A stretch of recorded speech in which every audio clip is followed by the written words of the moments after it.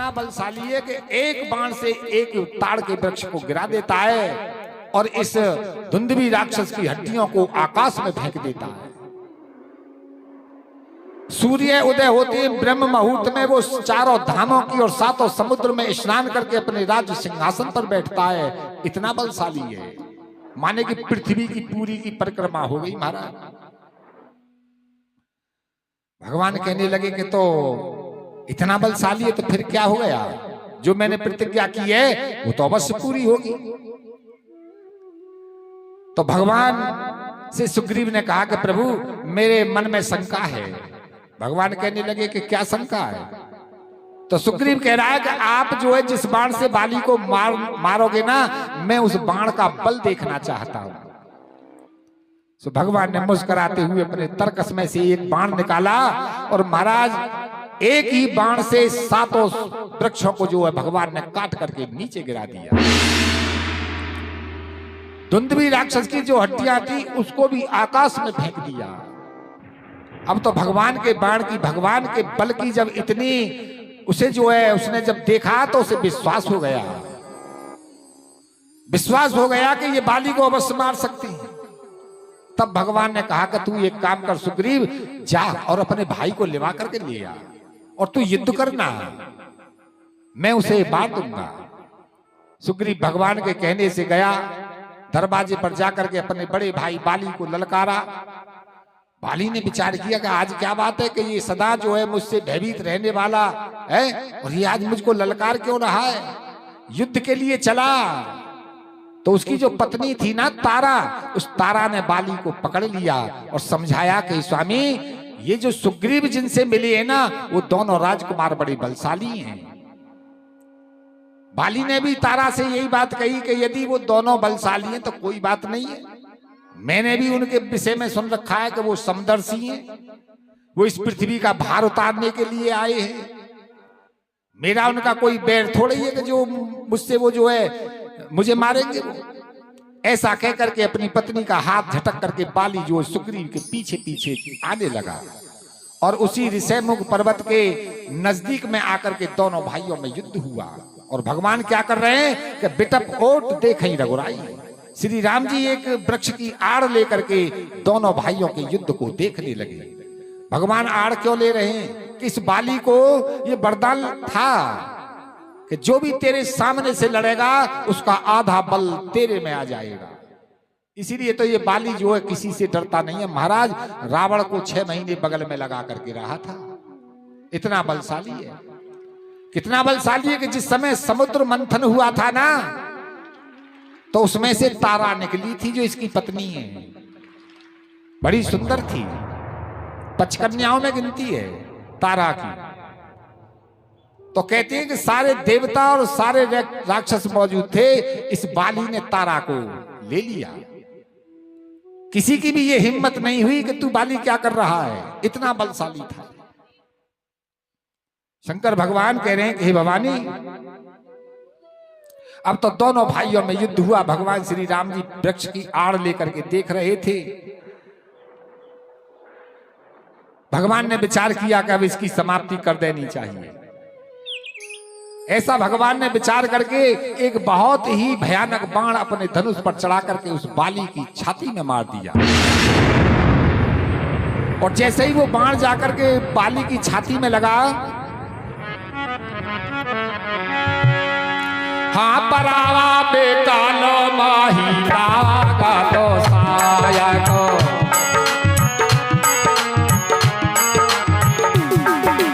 परावा बेकालो माही सारा के लागे।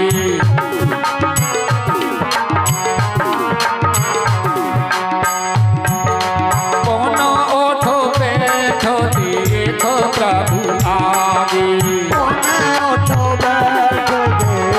प्रभु आगे।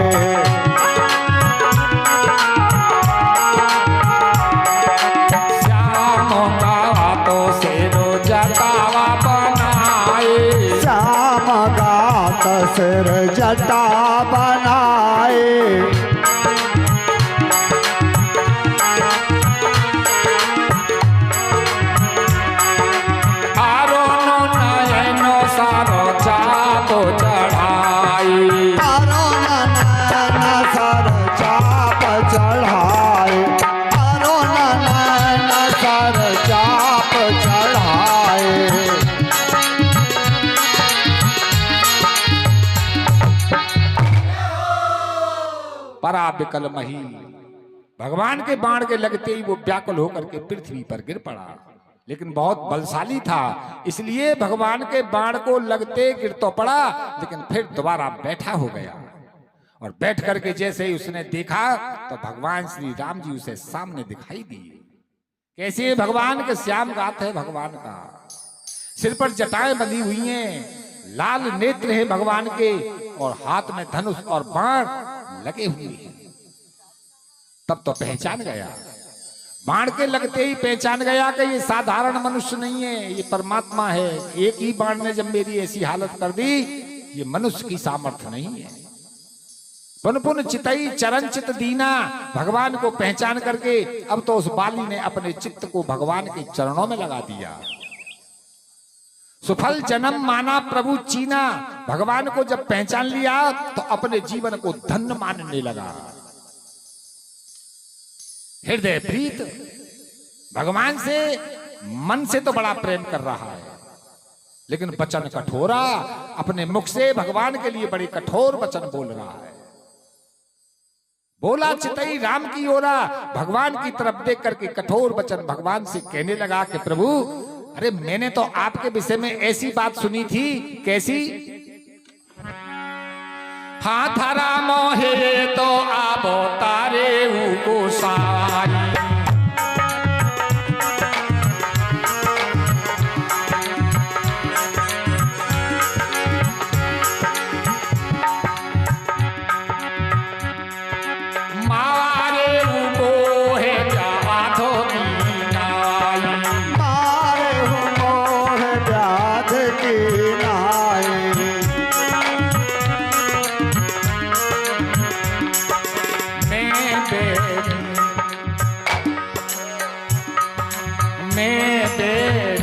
सो गोरी तो प्यारा, गोरी सो ग्रीव प्यारा, अब गुण नाथ मोए कब मारा, अब गुण कवन नाथ मोहे मारा, अब गुण कवन नाथ मोहे मारा, अब गुण कवन नाथ मोहे मारा। बड़े कठोर वचन भगवान से कहने लगा कि हे प्रभु, मैंने तो आपके बारे में ऐसा सुना था कि आप धर्म की स्थापना के लिए अवतरित हुए हो। तो फिर मैं पूछना चाहता हूं कि आपने मुझे बहेलिया की तरह छिप करके क्यों मार दिया? मैं बैरी तुम्हारा कैसे हो गया? अरे मैं बानर जाति का हूं, हैं? मेरा तुम्हारा तो कोई जो है दुश्मनी भी नहीं है, मेरा तुम्हारा तो कुछ बट भी नहीं रहा है, तो फिर तुमने मुझे मारा क्यों? मैं तुम्हारा बैरी कैसे हो गया? और ये जो मेरा छोटा भाई है सुग्रीव, ये तुम्हारा प्रेमी कैसे हो गया? अरे लड़ाई झगड़ा तो हम दोनों भाइयों का था, तुम बीच में कैसे आ गए? मेरा क्या अवगुण था ऐसा कि जो मुझे मार दिया? भगवान श्री राम जी बड़े चतुर हैं, उन्होंने जवाब ढूंढ लिया और भगवान जवाब देने लगे कि हे बाली, यदि तू सुनना चाहता है तो सुन, मैंने तुझे क्यों मारा है। हाँ अनोजो बधू भागोनी सो तो नारी,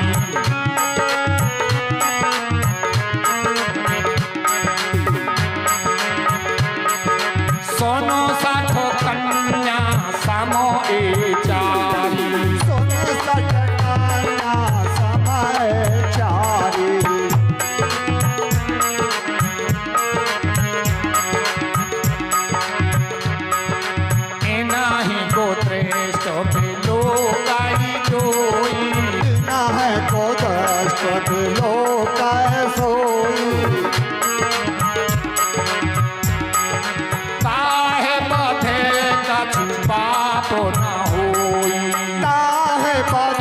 कछु पाप न होई, ताहे बधे कछु पाप न होई।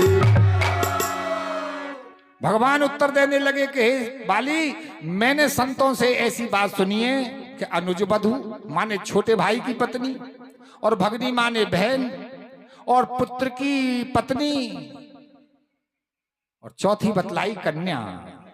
ये तो चारों एक समान होती हैं, और यदि कोई बुरी दृष्टि से इन्हें देखता है तो उसके मारने में कोई पाप नहीं होता है। भगवान दूसरा कारण बतलाने लगे कि एक तो कारण ये था जो मैंने तुझे मारा है, और दूसरा कारण क्या है कि मूढ़ तो अतिशय अभिमाना। अरे मूर्ख, तुझे बड़ा अभिमान है।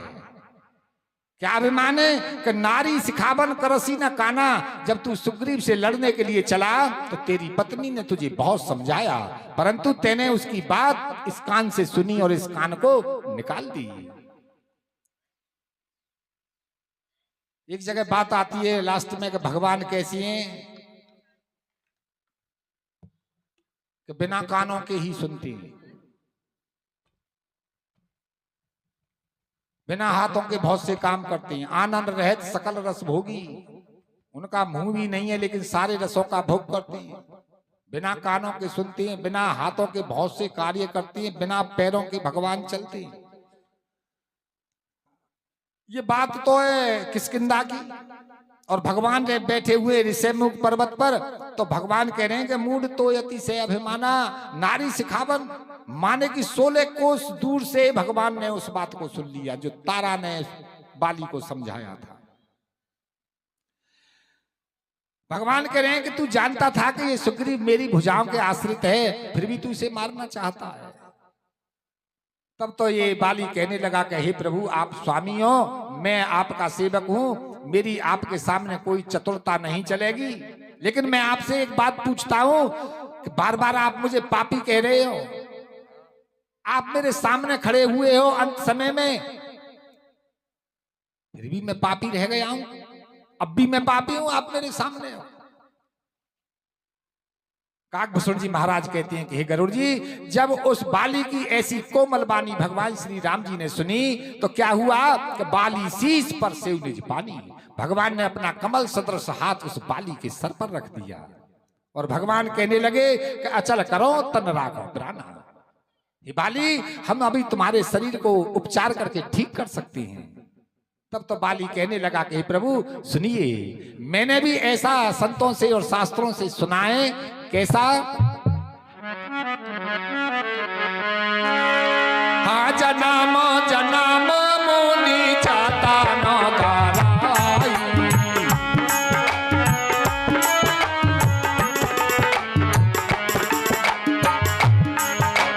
आवा तो राम कहे आवा तो नाही।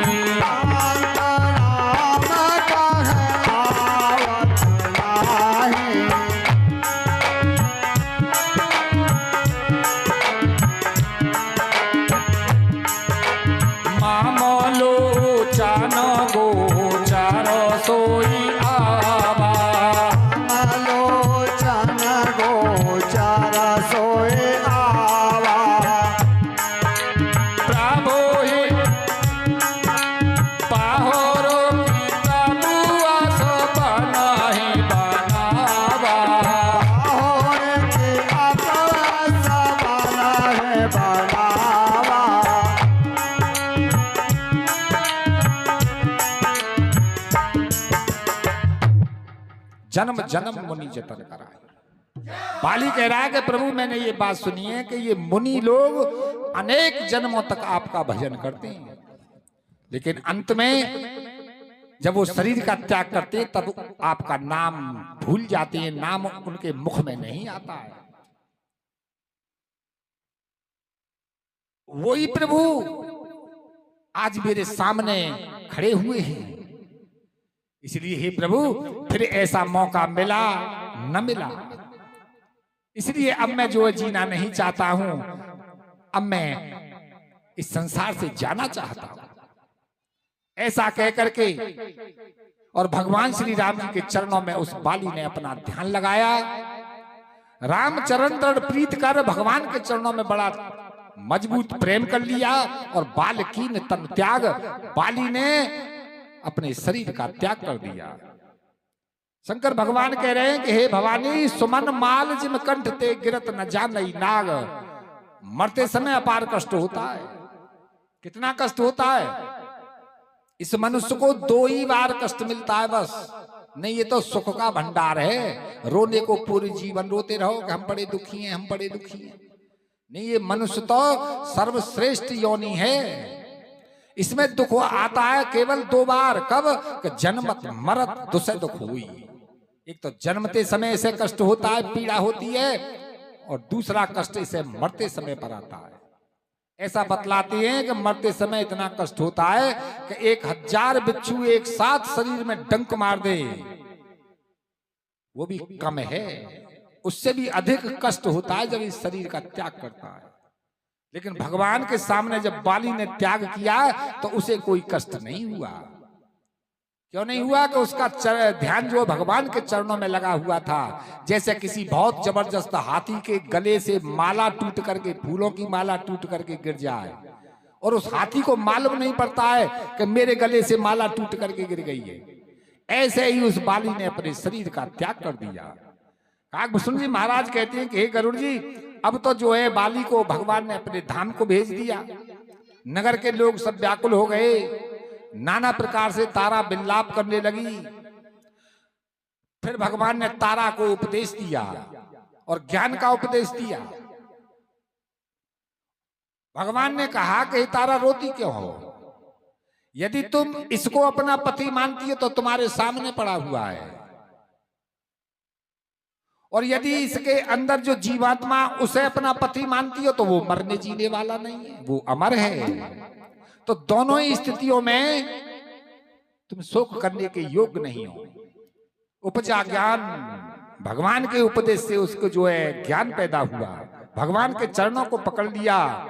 तब तो भगवान ने फिर अपने छोटे भाई लक्ष्मण को आज्ञा दी कि सुग्रीव को ले जाओ और इनका जो है राज तिलक कर दो। लक्ष्मण जी लेकर के गए, सुग्रीव का राज तिलक किया, और जब राज तिलक हो गया तो सुग्रीव फिर भगवान के पास आया और भगवान से कहने लगा कि प्रभु, अब मैं जो है सीता जी की खोज करवाना चाहता हूं। भगवान कहने लगे कि नहीं, अब समय नहीं है, क्योंकि चौमासा शुरू हो गया है। मैं 4 महीना जो है इस ऋषिमुख पर्वत पर, परिवर्षण गिरी पर्वत पर रहूंगा, और तुम 4 महीने में अपने राज्य की व्यवस्था ठीक कर लो। क्यों? कि चौमासे में रास्ता अवरुद्ध हो गए, नदियों का जल उफान पर आ रहा है, इसलिए अभी ठीक नहीं है। ऐसा कहकर के सुग्रीव को भेज दिया और भगवान उस पर्वत पर निवास करने लगे। जब 4 महीना चौमासा बीत गया तो भगवान ने सुग्रीव को बुलवाया और सुग्रीव ने आकर के भगवान के चरणों में प्रणाम किया। भगवान ने कहा कि सुग्रीव, अब समय आ गया है, अब सीता जी की खोज होनी चाहिए। तो उससे पहले ही सुग्रीव ने बानरों को बुलाने के लिए निमंत्रण भेज दिया था, खबर भेज दी थी।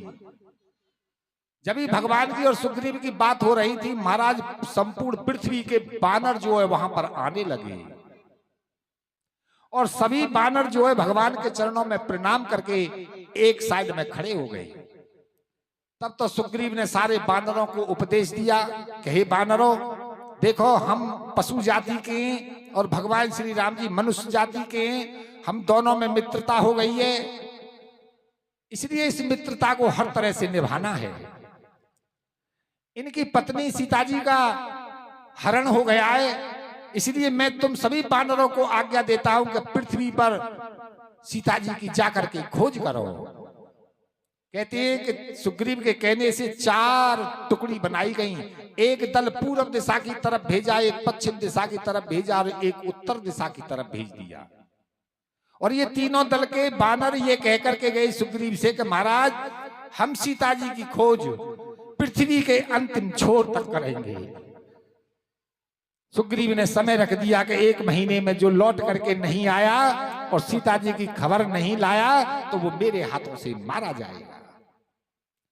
अब जिस दिशा को संकेत मिल रहा था सीता जी का, दक्षिण दिशा की तरफ, उसको विशेष दल बनाया गया।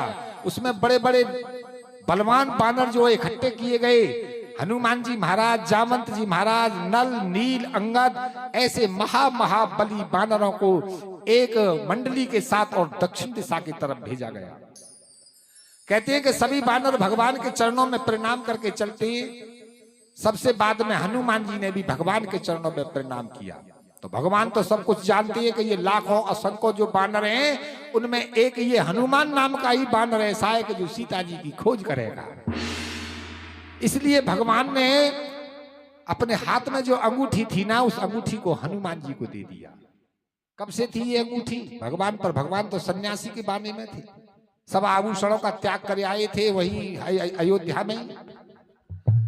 केवट को उतराई में जो सीता जी ने अंगूठी दी थी ना, उस केवट ने तो ली नहीं, और भगवान ने वो सीता जी को लौटाई नहीं, वो अपने ही हाथ में पहन ली थी। सो भगवान ने आज उस अंगूठी को हनुमान जी को दे दिया। हे हनुमान, इस अंगूठी को लेकर के जाओ पहचान के लिए। कहते हैं कि उस अंगूठी को लेकर के ये सारे बानर दक्षिण दिशा की तरफ चल दिए। वनों में ऋषि मुनियों के पास सीता जी की पता पूछते पूछते और ये समुद्र के किनारे पहुंच गए।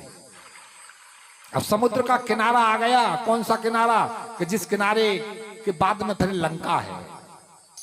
बानर बैठ गए समुद्र के किनारे पर, विचार करने लगे कि अब क्या किया जाए, यहां से आगे तो कोई रास्ता ही नहीं है हमारे लिए, और सीता जी की कोई खबर नहीं मिली है। लौट करके जाएंगे तो हमारे जो राजा हैं सुग्रीव, वो हमको मार देंगे, मृत्यु का दंड देंगे। इसलिए हमारी तो दोनों ही तरह से मृत्यु हो गई।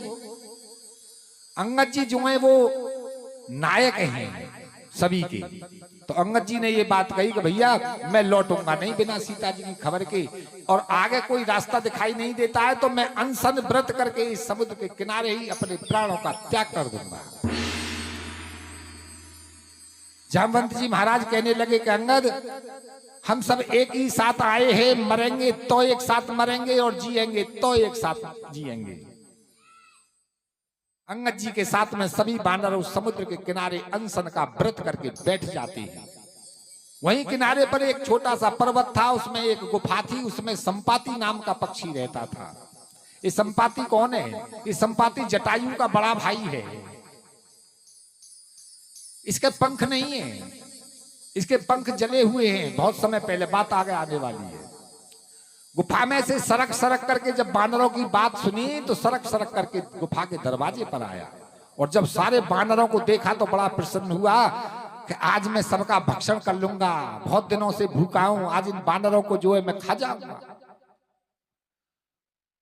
उसे देख करके सारे बानर भी भयभीत हो गए। कितना बलशाली होगा महाराज हनुमान जैसे, जामवंत जैसे भयभीत हो गए जिसे देख करके। अंगद जी बड़े चतुर हैं। अंगद जी ने जब देखा कि ये जो संपाति पक्षी है ये भक्षण करना चाहता है हमारा, तो आपस में चर्चा करने लगे। और अंगद जी कह रहे हैं कि हे बानरों, यदि संसार में कोई धन्य है तो जटायु है। क्यों? कि राम काज कारण तनु त्यागी, राम जी के कार्य के लिए उसने अपने शरीर का त्याग कर दिया और भगवान के धाम को चला गया। ये बात जब संपाति ने सुनी तो संपाति बानरों से पूछने लगा, रे भाई बानरों, तुम बार बार मेरे भाई का नाम लेते हो, क्या अनिष्ट हो गया है? तो बानरों ने सारी बात बतलाई कि तुम्हारा जो भाई है जटायु वो वीर गति को प्राप्त हो गया है। सारी बात बतलाने पर फिर उसने ये बात कही कि एक मेरी थोड़ी सी मदद करो, मुझे इस समुद्र के किनारे तक ले चलो जिससे मैं अपने छोटे भाई को तिलांजलि दे दूं। सारे बानरों ने मिलकर के उस जटायु को समुद्र के किनारे लाए और उस संपाति ने अपने छोटे भाई जटायु के लिए तिलांजलि दी और फिर अपने छोटे भाई के लिए उसने कुछ क्रियाएं की। तो बानरों ने पूछ लिया संपाति से कि एक बात पूछना चाहते हैं कि तुम उनके बड़े भाई हो, वो तुम्हारे छोटे भाई थे, तो दोनों इतनी दूर कैसे रहते हैं? वो तो दंडक वन में रहते थे और तुम यहाँ समुद्र के किनारे क्यों रहती हो?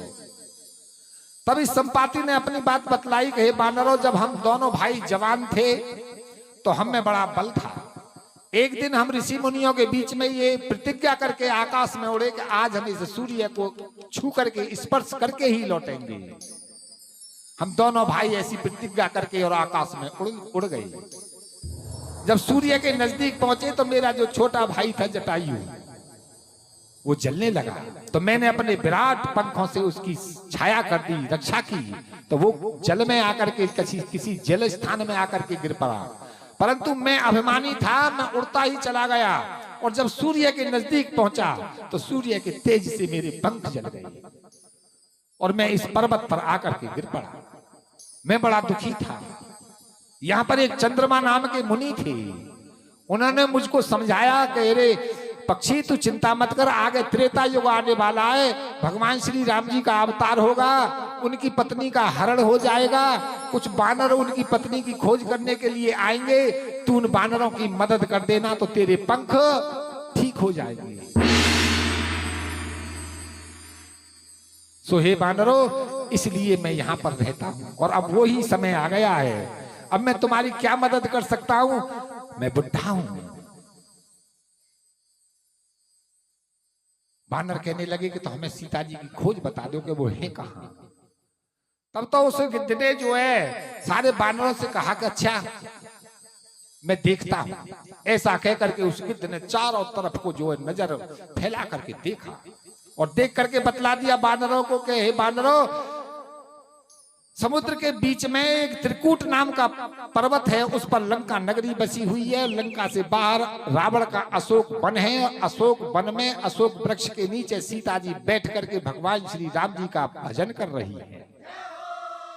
ऐसा बतलाती है कि गिद्ध की दृष्टि इतनी होती है कि 100 योजन माने 400 कोस से पृथ्वी पर अपने भोजन को देख लेता है। इतनी तीव्र दृष्टि होती है इसकी। और ये भी विशेषता है कि एक दिन जलपान करके भोजन करके 1 महीने तक आकाश में उड़ सकता है। बानरों ने कहा कि तुम्हें दिखाई दे रही है सीता जी? कि हाँ मुझे दिखाई दे रही है। कि हमें भी दिखाओ। तो इसे संपाति ने कहा कि हे बानरों, तुम नहीं देख सकते हो। क्यों? अरे मैं देखूं तुम नहीं की थई दृष्टि अपार।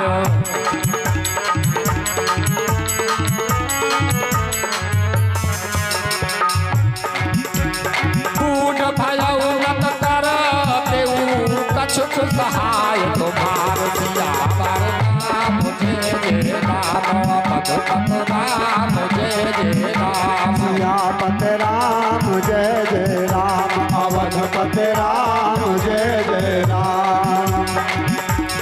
मंगल भवन मंगल हारी जय जय सीता राम हरे। मंगल भवन मंगल हारी जय जय सीता राम हरे। दशरथ अबीर बिहारी जय जय राधे श्याम हरे। प्रभु सो दशरथ अजर बिहारी जय जय राधे श्याम हरे।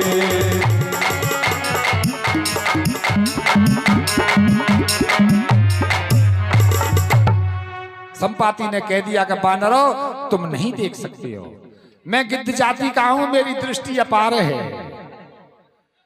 अब मैं बुढ़ा हो गया हूं, नहीं मैं तुम्हारी कुछ मदद करता। अब मैं मदद के लायक भी नहीं हूं, मैं केवल तुम्हारी शब्दों से ही मदद कर सकता हूं। मैंने सीता जी का तुम्हें पता बतला दिया। बानर कहने लगे कि हम फिर कैसे पहुंचेंगे वहां तक? तो एक गिद्ध कह रहा है कि वो पहुंचेगा सीता जी के पास तक। कौन? अरे जो नाघई सत जो जन सागर, योजन सागर राम काज मत आगर। राम काज मत आगर। कह दो सीता राम राम हरे राम हरे। कह दो सीता राम राम हरे राम हरे। बोलो राधे श्याम श्याम हरे श्याम हरे। बोलो राधे श्याम श्याम हरे श्याम हरे। मोह लोक धरऊ मन धीरा, मोह लोक धरऊ मन धीरा। राम कृपा कस भयउ शरीरा, राम कृपा कुश भयउ शरीरा।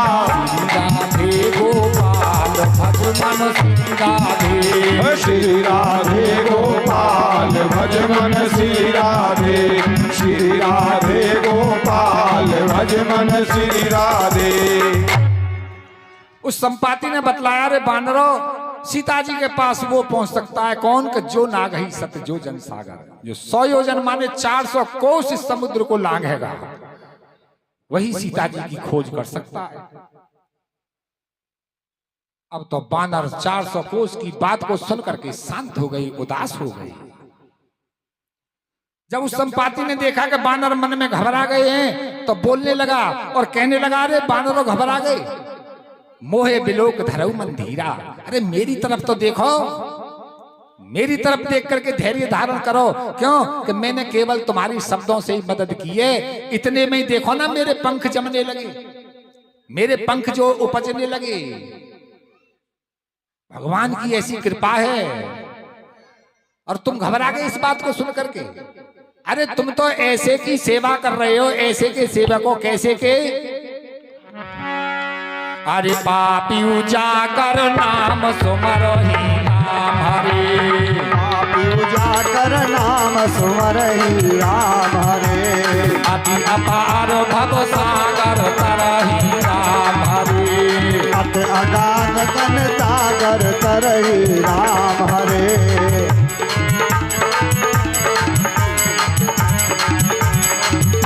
दूत तुम कद कद राई राम हरे, राम हृदय धर करऊ उपाई राम हरे, राम हृदय धर करऊ उपाई राम हरे, राम हृदय धर करऊ उपाई राम हरे। समझाने लगा, घबरा क्यों रहे हो, तुम तो ऐसे की सेवा में लगे हुए हो, कैसे की में कि यदि कोई पापी भी उनका स्मरण कर ले, उनका नाम का जाप कर ले, तो इस छोटे से समुद्र की तो बात ही क्या है, अत्यंत अपार जो भवसागर है उसको भी वो पार कर जाता है। और ऐसे के दूत बन करके, ऐसे के सेवक बन करके, और तुम मन में कायरता ला रहे हो।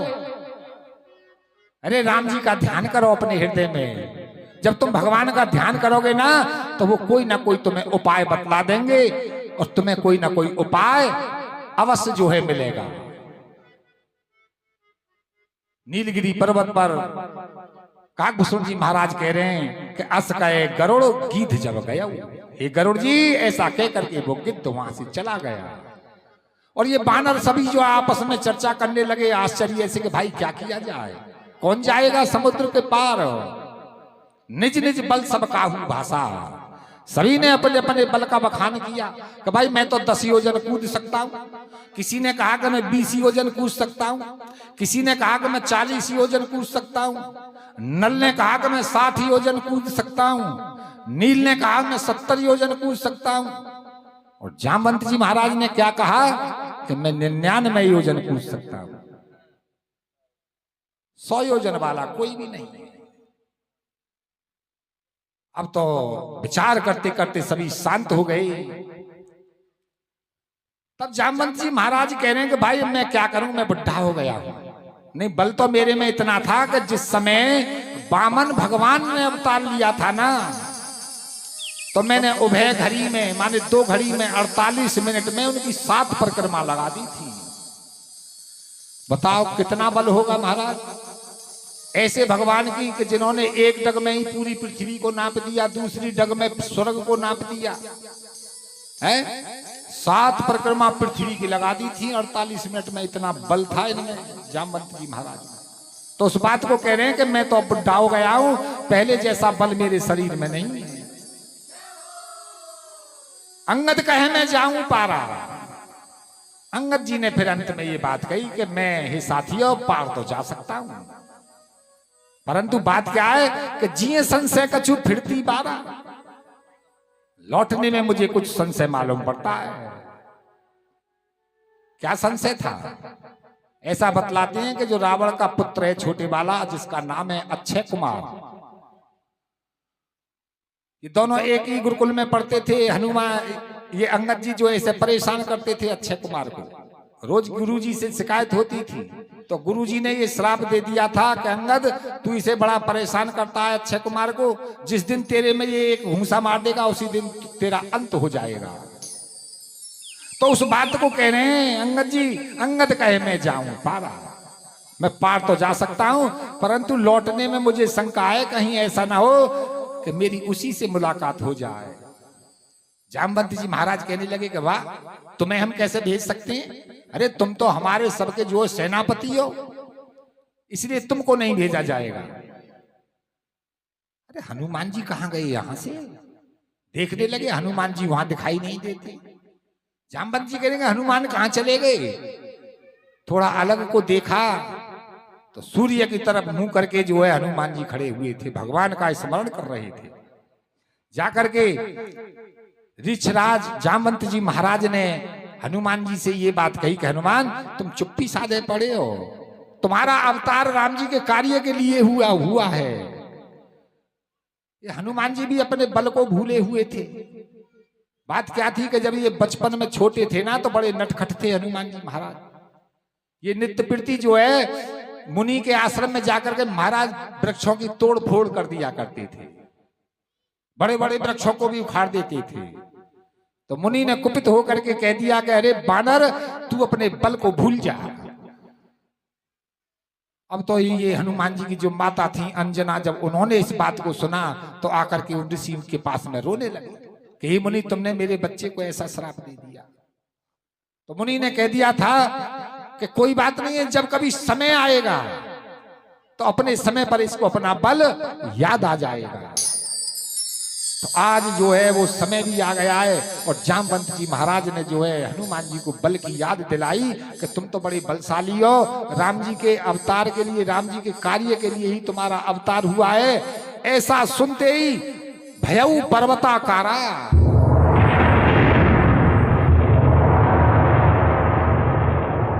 हनुमान जी को जैसे ही अपना बल याद आया तो महाराज पर्वत जैसा आकार हो गया उनका शरीर,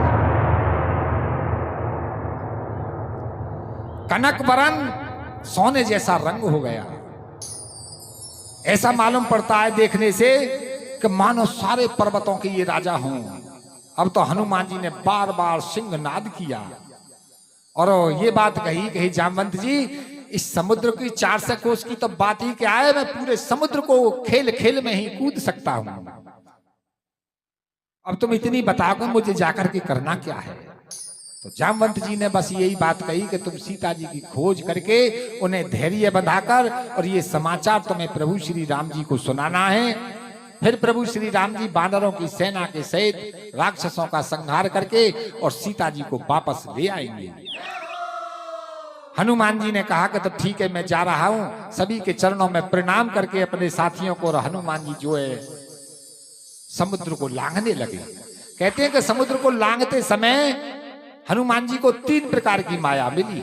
सबसे पहले सात्विकी माया मिली जो देवताओं ने भेजी थी सुरसा के रूप में कि जाओ हनुमान जी को देखो कि ये अभेद नगरी में जा रहे हैं, रावण की नगरी में जा रहे हैं, इनके बल की और इनकी बुद्धि की परीक्षा लेकर के देखो। सुरसा आई, सुरसा ने परीक्षा ली, हनुमान जी उस परीक्षा में पास हो गए।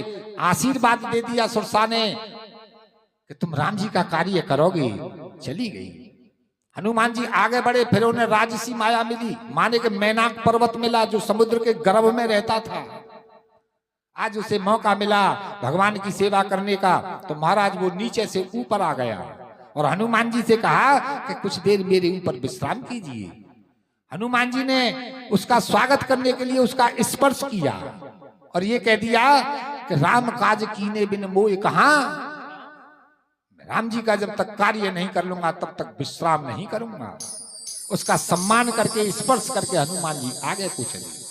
तो उन्हें फिर तीसरे नंबर की माया मिली तामसी, जो एक सिंह का नाम की राक्षसी थी, समुद्र में रहती थी और क्या छल करती थी कि आकाश में जो भी पक्षी उड़ता था वो जल में उसकी परछाई को पकड़ लेती थी। फिर वो ऊपर उड़ नहीं सकता था, थक जाता था, नीचे गिर जाता था तो वो उसे अपना भोजन कर लेती थी। सोई छल हनुमान कहे की ना, वही छल उसने हनुमान जी के साथ में किया। हनुमान जी ने विचार किया अरे तो तामसी माया है, इसकी तो निवृत्ति माने इसे तो समाप्त कर देना ही चाहिए।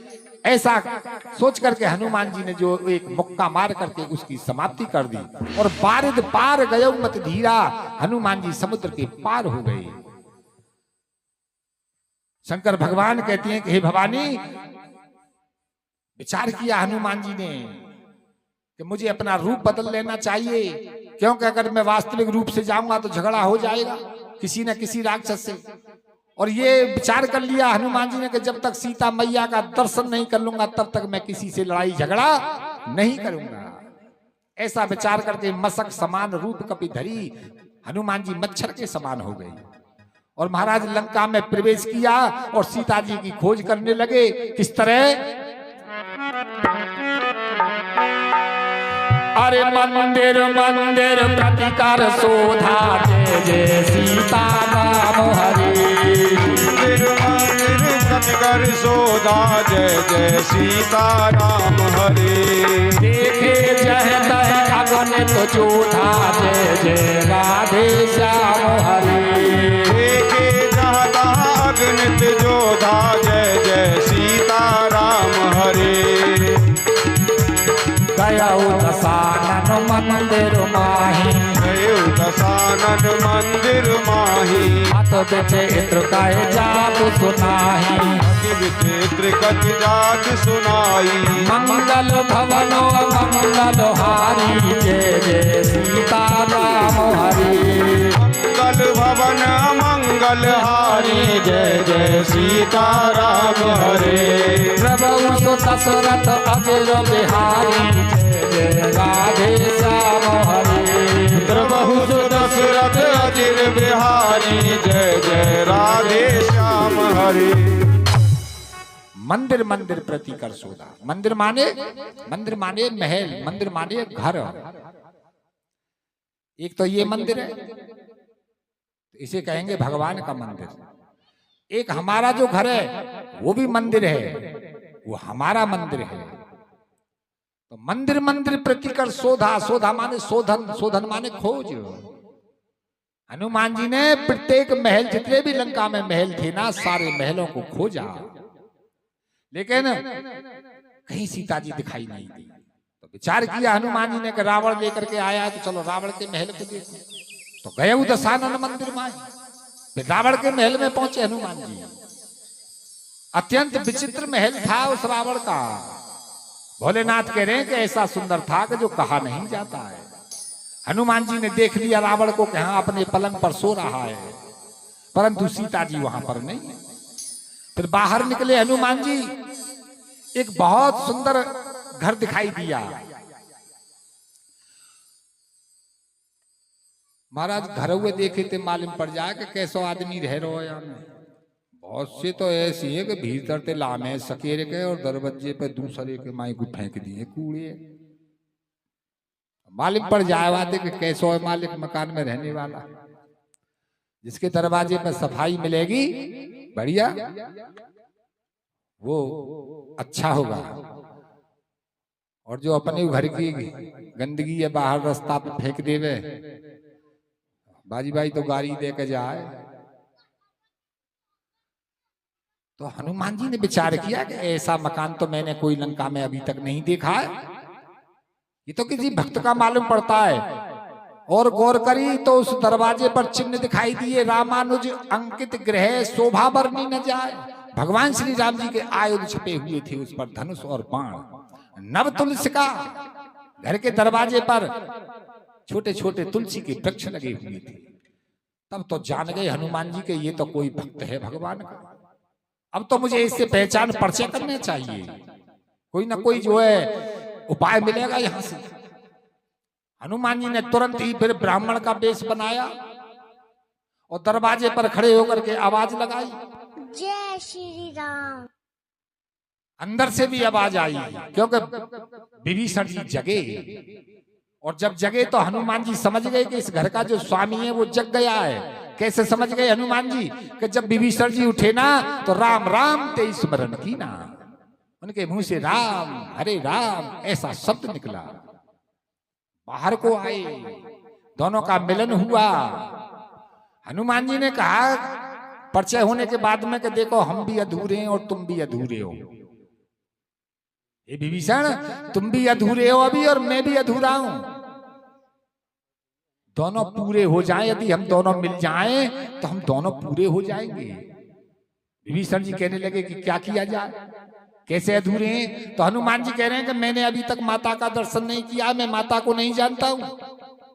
पिताजी को तो मैं अच्छी तरह से जानता हूं, मैं उनके पास से आया हूं, परंतु माता को नहीं जानता। और तुम माता जी को जानते हो, पिताजी को नहीं जानते हो। इसलिए हम दोनों मिल जाए ना तो दोनों पूरे हो जाएंगे। तुम मुझे माता जी का दर्शन करा दो तो मैं तुम्हें पिताजी का दर्शन करा दूंगा। दोनों में रामचरितमानस में महाराज राजनीति भी तो पूरी है। ये राजनीति की बात है। यदि कोई कार्य ऐसा फंस जाए शत्रु के यहाँ तो मिलकर के अपने कार्य को कर लेना चाहिए। और हनुमान जी कैसे कि ज्ञानी नाम अग्रगण्यम, माने ज्ञानियों में सबसे श्रेष्ठ है। तो विचार किया कि विभीषण जी से कुछ मदद ली जाए, सीता जी का जो है जरूर पता चलेगा। इस तरह से जब बात हुई दोनों में तो जगत जुगत विभीषण सकल सुनाई। जुगति माने उपाय। विभीषण जी ने उपाय बतला दिया कि इस मार्ग से जाओ और अशोक वन में रहती हैं सीता जी। इस मार्ग से जाओगे तो बहुत से रखवाली करने वाले मिलेंगे, आपको जाने नहीं देंगे। तो उपाय बतला दिया विभीषण जी ने। हनुमान जी जाते हैं महाराज, सीता जी को दूर से ही देख लेते हैं, मन ही मन प्रणाम करते हैं। अब हनुमान जी ने विचार किया कि मैं माता के पास तक तो आ गया हूं, कम से कम ये और देखूं कि इनकी यहाँ सेवा शुश्रूषा कैसी होती है, इनसे व्यवहार कैसा होता है। इस बात को जानने के लिए हनुमान जी तुरंत छोटे से बानर बन करके और महाराज सीता जी को चकमा दे करके उसी वृक्ष के ऊपर घने पत्तों में जाकर के छुप गए। हनुमान जी जब छुप गए तो उसी मौके पर क्या हुआ कि तेई अवसर रावण थे आवा। रावण भी वहां पर आया और अकेला नहीं, संग नार बहु किए मनावा, माने अपनी सारी स्त्रियों को भी साथ लेकर के आया और सीता जी को अपनी बात मनवाने लगा। सीता जी ने कठोर वचन कहे उस रावण से तो तलवार को खींच लिया उसने। और जैसे ही सीता जी को मारने के लिए उसने अपनी तलवार उठाई तो तुरंत मंदोदरी ने उसका हाथ पकड़ लिया और मंदोदरी समझाने लगी उस रावण को कि महाराज आप तो बड़े जो है बलशाली हैं, बड़े विद्वान हैं और स्त्री पर हाथ उठाते हो। रुक गया, मान गया मंदोदरी की बात को और 1 महीने का समय रख करके चला गया कि यदि सीता तूने मेरी 1 महीने में बात न मानी तो इसी तलवार से मैं तेरी गर्दन को काट दूंगा। और रावण तो महल को चला गया। राक्षसियां वहां पर मौजूद हैं, सीता जी को अनेक प्रकार से डराती हैं। उनमें एक त्रिजटा नाम की राक्षसी थी, उसने सारी राक्षसियों को समझाया कि सीता जी को परेशान मत करो। कि क्यों? कि मैंने रात्रि में एक सपना देखा है। कि क्या सपना देखा है? तो त्रिजटा ने वो सपना राक्षसियों को सुनाया कि एक बानर आया है हमारी लंका नगरी में और क्या किया उसने कि सपने बानर लंका जारी, उस बानर ने हमारी लंका नगरी को जला दिया है। कि तो हमारी सेना कहाँ है वह वक्त पे? तो त्रिजटा कह रही है कि जा तू धान, सेना सब मारी। उस बानर ने सारी राक्षसी सेना को तहस नहस कर दिया है। एक बोली उनमें से कि तो फिर रावण महाराज कहाँ है हमारे उस समय, कैसी हालत में? तो त्रिजटा ने बात बतलाई कि हे राक्षसियों, रावण कैसी अवस्था में? खर आरूढ़ नगन सीसा, गधे पर बैठा हुआ है, नंगा है, उसके 10 सिर मुड़े हुए हैं, 20 भुजाएं कटी हुई हैं। एक समझदार सी थी जो सपने के विषय में जानती थी, पूछने लगी कि कौन सी दिशा में जा रहा है ऐसी दशा में वो। तो उसने बात बतला दी कि ए भी दिशो दक्षिण दिश जाई, गधे पर बैठा हुआ, नंगी अवस्था में, भुजा कटी हुई, सिर मुड़े हुए और दक्षिण दिशा की तरफ जा रहा है। तो दक्षिण दिशा की तरफ क्या है? यमपुरी। पापात्मा जो जीव हैं वो दक्षिण दिशा की तरफ जाते हैं। जैसे ही ये सपना उस त्रिजटा ने सुनाया, सारी राक्षसियां भयभीत हो गईं और सीता जी की सेवा करने लगी। सीता जी की सेवा करके सभी जो है अपने अपने घरों को चली गई। अब सीता जी विचार कर रही हैं बैठी अकेली कि अब मैं क्या करूं।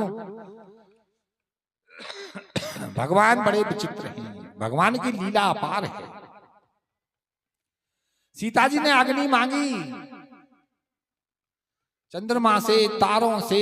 जब किसी ने नहीं सुना तो उस अशोक वृक्ष के से ही अग्नि मांगने लगी सीता जी कि अशोक वृक्ष तू ही मुझे अग्नि दे दे, जिससे कि मैं अपने शरीर को भस्म करके इस दुख से पार हो जाऊं। हनुमान जी ने विचार किया कि मुझे देर नहीं करनी चाहिए, माता जी बड़ी परेशान है। ऐसा विचार करके हनुमान जी ने प्रभु श्री राम जी की कथा सुनाई। अभी हनुमान जी छिपे हुए हैं, छिप करके ही हनुमान जी ने राम जी की कथा सुनाई। शंकर भगवान तो है ही हैं इस कथा के रचयिता, और दूसरे नंबर के हनुमान जी हैं। हनुमान जी ने भी रामचरित्र को लिखा है। तो हनुमान जी ने सारी राम कथा सुनाई सीता जी को। सीता जी कहने लगी, भैया तू कौन है जो इन कानों को ऐसी सुंदर बातें सुना रहा है, तू मेरे सामने क्यों नहीं आता है? तब हनुमंत निकट चल गए। महाराज छलांग लगा दी, ऊपर से सामने आ गए, अंगूठी को डाल दिया। सीता जी उस अंगूठी को देख करके विचार कर रही हैं कि ये तो वो ही अंगूठी है कि जो प्रभु श्री राम जी के पास में थी। ये अंगूठी आई कैसे? जय हो। तो सीता जी को पहले तो प्रसन्नता हुई और फिर दुख भी हुआ। शाबाश। बोलिए हनुमान जी महाराज की जय। हनुमान जी का सीता जी से मिलन हुआ। शंका तो हो ही गई। तो सीता जी ने जब हनुमान जी को देखा तो मुख फेर लिया हनुमान जी की तरफ से, पीठ कर ली हनुमान जी की तरफ। सीता जी को ये शंका हुई कि ये ऐसा बानर तो लंका में आ ही नहीं सकता है, तो छोटा सा बानर है, अब तक तो ऐसे राक्षस खा गए होते, ये कोई राक्षस ही छोटा सा बानर बन करके आ गया है। हनुमान जी ने विचार किया कि माता को विश्वास नहीं हो रहा है।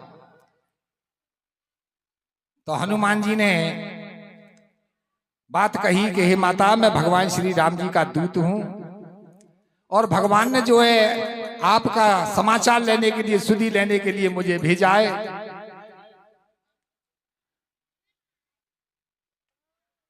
हनुमान जी ने अपना वास्तविक स्वरूप जो है माता जानकी को दिखाया। कैसा आकार दिखाया कि कनक भूधराकार शरीरा। वास्तविक रूप जब हनुमान जी ने माता जानकी को दिखाया तो सीता जी को विश्वास हो गया और जान लिया सीता जी ने कि ये मन से, वचन से, कर्म से प्रभु श्री राम जी का दास है। मन संतोष सुनत कपि बानी। हनुमान जी की बात को सुनकर के सीता जी को संतोष हो गया और महाराज सीता जी ने यहाँ हनुमान जी को आशीर्वाद दिया। कितना आशीर्वाद दिया है देखिए। सीता जी ने राम जी का प्रिय भक्त जान करके हनुमान जी को आशीर्वाद दिया कि हो तात बल शील निधाना। 3 वरदान दिए पहले कि तुम शीलवान हो जाओ, बलवान हो जाओ और गुणों के भंडार हो जाओ। लेकिन हनुमान जी को कुछ आनंद नहीं मिला। सीता जी ने विचार किया कि इतना आशीर्वाद मिलने से भी ये बानर खुश नहीं है। तो सीता जी ने और आशीर्वाद दिया कि अजर अमर, तुम अजर अमर हो जाओ। अजर का मतलब है कि जो कभी बुढ़ा नहीं होता है, अमर का मतलब है कि जो कभी मरता नहीं है। हनुमान जी अमर हैं। सीता जी ने आशीर्वाद दिया, तब भी हनुमान जी को कोई प्रसन्नता नहीं हुई। सीता जी ने विचार किया कि ये बानर बड़ा अजब है कि ऐसे वरदान मिलने पर भी जो है ये प्रसन्न नहीं है। तो 5वां वरदान फिर दिया सीता जी ने कि हो करऊं बहुत रघुनायक छो, तुम पर भगवान की हमेशा कृपा बनी रहे। जैसे ही ये वरदान मिला तो हनुमान जी प्रसन्न हो गए। बार बार सीता जी के चरणों में प्रणाम किया और कहने लगे कि हे माता, मुझे बहुत भूख लगी है और ये पड़ोस में जो बगीचा है इसमें बड़े बड़े सुंदर फल लगे हुए हैं। सीता जी ने मना किया कि बेटा इस बगीचे की बहुत राक्षस रखवाली करते हैं। हनुमान जी कह रहे हैं कि तिनकर भय माता मोह नाई। मुझे इनका कोई भय नहीं है। यदि आप प्रसन्न होकर के मुझे आज्ञा दो तो इन राक्षसों को तो मैं देख लूंगा। सीता जी ने आज्ञा दे दी। जान लिया कि ये बानर बड़ा बलशाली है, बुद्धिमान है। आज्ञा दे दी और हनुमान जी जैसे ही उस बगीचे में गए तो सीता जी से कहते गए कि हे माता, इधर से कोई शोर शराबे की आवाज आए तो घबराना नहीं, और जब मैं लंका से जाऊंगा तो फिर तुम्हारे पास आऊंगा, तब मैं जो भगवान के पास जाऊंगा। हनुमान जी ने उस बगीचे में प्रवेश किया। महाराज तोड़ फोड़ मचा दी, फलों को खाया, कुछों को तोड़ा। वो रखवाले रावण के पास पहुंचे, जाकर के ये समाचार सुनाया तो रावण ने अपने छोटे पुत्र अक्षय कुमार को भेज दिया। हनुमान जी ने तुरंत ही सबसे पहले उस अक्षय कुमार को मार करके गिरा दिया। फिर राक्षसों ने खबर दी कि महाराज वो तुम्हारा पुत्र अक्षय कुमार तो मारा गया। तब फिर रावण ने अपने बड़े पुत्र मेघनाद को भेजा और मेघनाद का और हनुमान जी का उस बगीचे में घमासान युद्ध हुआ। हनुमान जी चाहते तो उसको भी जो है जीत सकते थे, लेकिन वो लंका को और रावण के बल को, रावण के खजाने को, रावण के बारूद खाने को देखना चाहते हैं। तो उस मेघनाद के पास में ब्रह्मास्त्र था, हनुमान जी में उसने मार दिया और हनुमान जी मूर्छित हो गए। तो नाग पास में बांध करके वो राक्षस हनुमान जी को लंका ले गया और रावण के सामने पेश किया। दोनों की बातचीत हुई। हनुमान जी ने उस रावण को बहुत समझाया, अरे कि रावण तू जगत जननी सीता जी का जो हरण करके ले आया है, तेने राम से बैर कर लिया है। और राम जी कैसे है कि जाके डर अति काल डराई। अरे राम जी से तो काल भी डरता है। इसलिए मैं हाथ जोड़ करके तुमसे निवेदन करता हूं कि तासो बैर कबऊ नहीं कीजिए, तुम उनसे बैर मत करो और मोरे कहे जानकी दीजिए। मैं हाथ जोड़ करके निवेदन करता हूं, मेरे कहने से तुम सीता जी को वापस लौटा दो। वो राम जी बड़े करुणा के समुद्र हैं, तुम्हारे ऊपर कृपा कर देंगे। हे रावण, राम विमुख संपत्ति प्रभुताई, राम जी से विमुख चलोगे तो ये जो तुम्हारी संपत्ति है ना, कितनी संपत्ति है रावण के पास में कि महाराज उसका मकान, दुकान, नगर सब सोने का है। और यहां तक की बात कर, नगर के चारों तरफ जो परकोटा है ना, बाउंड्री, वो भी महाराज सोने की और हीरों से जड़ी हुई है। तो हनुमान जी कह रहे हैं कि ये जो तुम्हें संपत्ति मिली है ना अपार, यदि तुम राम जी से विमुख चलोगे, राम जी से बैर करोगे, तो ये संपत्ति भी तुम्हारे पास से चली जाएगी। काकभूषण जी महाराज कहते हैं कि हे गरुड़ जी, अब तो रावण ने हनुमान जी को जो है क्रोध करके कहा कि तू मेरा गुरु बनता है और ऐसा करो, राक्षसों को आदेश दिया कि इस बानर की पूंछ में जो है आग लगा दो। सारे नगर का कपड़ा तेल लगाया गया हनुमान जी की पूंछ में और महाराज उसमें आग लगा दी गई। हनुमान जी ने तुरंत ही जब देख लिया कि आग लग गई है तो उन राक्षसों के बंधन से मुक्त होकर के हनुमान जी ने लंका को दहन करना प्रारंभ कर दिया। उलट पलट लंका सब जारी, माने के सीधे गए और फिर वहां से पलटे। इतने में ही सारी लंका को भस्म कर दिया और अपनी पूंछ में लगी हुई जो आग थी समुद्र में कूद करके उन्होंने उस अग्नि को बुझाया, स्नान किया, थकान हो गई थी उसको दूर किया और तुरंत ही फिर माता जानकी के पास आकर के उनके चरणों में प्रणाम किया और माता से कहा कि हे माता, अब मैं भगवान के पास जाना चाहता हूं, मुझे कुछ चिन्ह दीजिए। तो सीता जी के पास में और तो कोई आभूषण नहीं था, क्योंकि रास्ते में ही सबको जो है फेंकती चली आई है। बतलाते हैं कि उनके जूड़े में लगी हुई कोई मणि थी, सीता जी ने जूड़ा मणि उतार तब दया, उस जूड़ा मणि को उतार करके हनुमान जी को दे दिया और हनुमान जी सीता जी से प्रणाम करके और भगवान श्री राम जी के पास को चलते हैं। ये समाचार आकर के सबसे पहले उन्होंने अपने साथियों को सुनाया समुद्र के इस पार और सारे साथियों को लेकर के हनुमान जी फिर भगवान श्री राम जी के पास गए और भगवान के चरणों में प्रणाम किया। सीता जी का समाचार कहकर के प्रभु श्री राम जी को सुनाया और समाचार सुनते ही भगवान श्री राम जी ने बानर और रीछों की सेना को साथ लेकर के समुद्र पर जाकर भगवान ठहर गए और भगवान उस समुद्र से प्रार्थना करने लगे। उधर भगवान श्री राम जी तो समुद्र के पास, समुद्र के पार पर हैं। अब चलिए थोड़ी देर के लिए फिर लंका में चलती। लंका में क्या हुआ कि रावण अपने दरबार में बैठा हुआ था।